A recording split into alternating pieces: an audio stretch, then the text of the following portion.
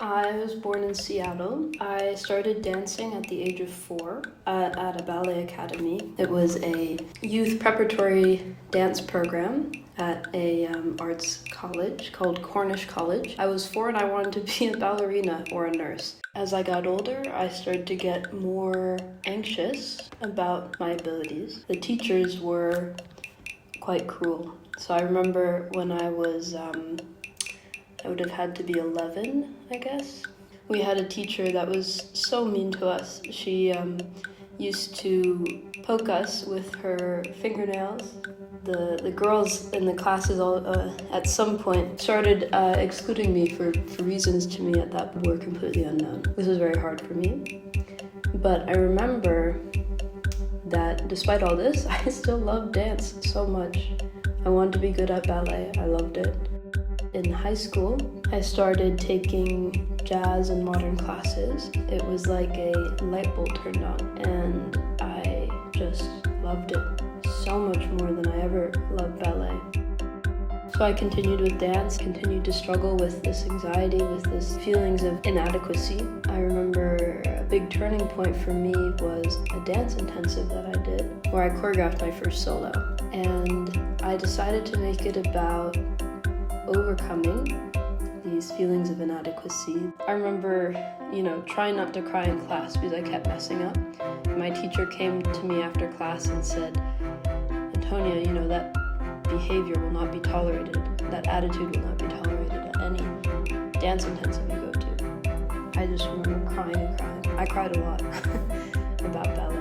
And I named that piece The Feeling of Freedom because it sort of occurred to me throughout that choreographic process that the reason why I loved to dance was that it made me feel free. That's how I felt the first time I took jazz, the first time I took modern. And so that first choreography, that solo, was me stepping into this new world that I was creating, where I had autonomy over my body, where I created the movements that I was making. That I got to express the way I was feeling. They used to tell us, when you enter the ballet studio, leave your emotions at the door.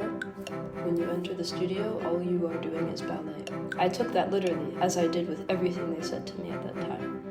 And so, to me, it felt like any emotions I had, I couldn't feel. I would believe it as if it were an ultimate truth, not just about me in ballet, but me in general, me in every aspect of my life. This was defining for me.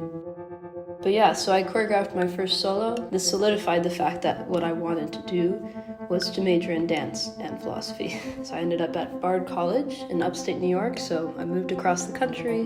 Really in dance, what I was learning to do was to choreograph.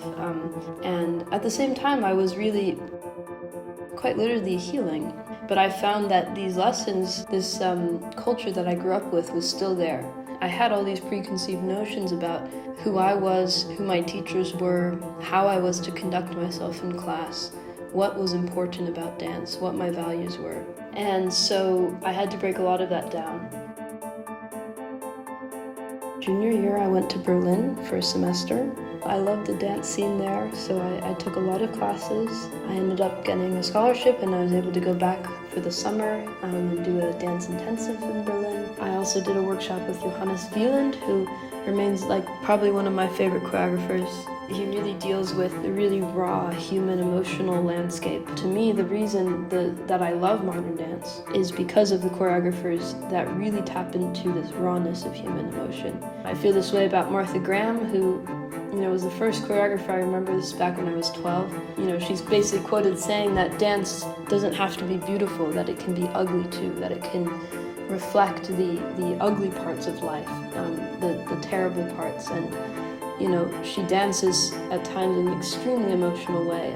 And so, I felt this way about Johannes Wieland in a totally new way. He had us do these exercises. They're basically half an hour long improvisation scores. But there were 38 of us, and we had these simple exercises, so to mirror each other's emotions. And I remember one guy, he starts crying, and I think in my head, oh, he's pretending to cry, right? He's acting because we're acting physically anyway. But so I responded to his cries as if I was also still acting.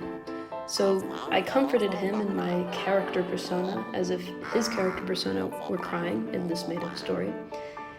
But then, the improv score sort of ended, and the teacher cut us off, Johannes, and I realized that he was actually crying for real, and that in a way I was comforting him for real because he felt comforted by me. There was 3 pieces that I created that were somewhat related to my experiences in Berlin. The first piece, Untertauchen, being diving under. This one was again about really sort of searching and climbing deep inside your soul and pulling out all these memories. So a lot of the movements were representing passage of time and remembering and trying to move forward but being drawn towards the past. Very much like a Greek chorus, so that being where there's one main character and then a sort of chorus that surrounds them and sings along as they're moving through the journey of the story. So this is very much what it was. The other dancers were figments of my memories and imagination as I was remembering or imagining.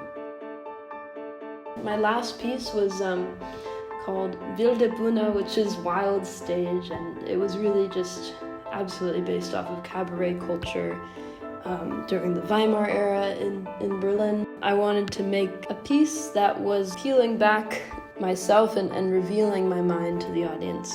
These dreams, these fantasies, these images that I have in my head, and sort of mashing them all together in this sort of, wanted to represent my more rebellious side. I think because I am non-binary and gay, that I never really fit in with the girls. Even if I am gay and non-binary or whatever, it's never justified their behavior towards me. It's never justified a reason to make me feel different, to make me feel alone.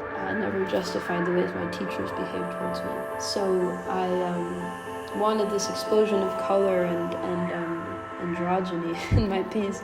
And I almost did it accidentally, actually, at the time, because I wasn't necessarily thinking about it as in, okay, I'm going to put Scotty in a skirt, and I'm going to put Sam in a skirt, and I'm going to wear a suit, and, okay, he's going to wear lipstick. This didn't really, I wasn't thinking about these things, but it just made sense because it was the way that my dreamscape cabaret was going to look like,